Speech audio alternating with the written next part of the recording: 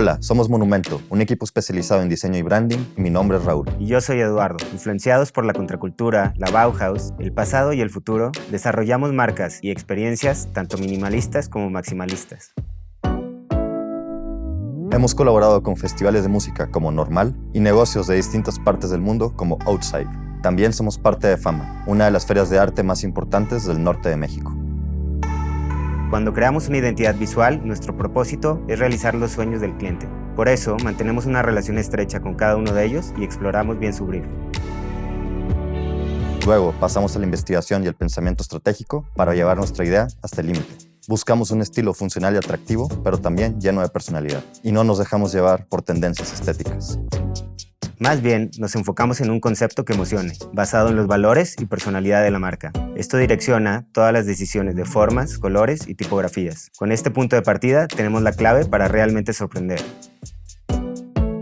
En este curso de doméstica aprenderás a idear marcas sólidas y atemporales. Para tu proyecto final, desarrollarás una identidad gráfica desde la recolección de información hasta el diseño y la presentación.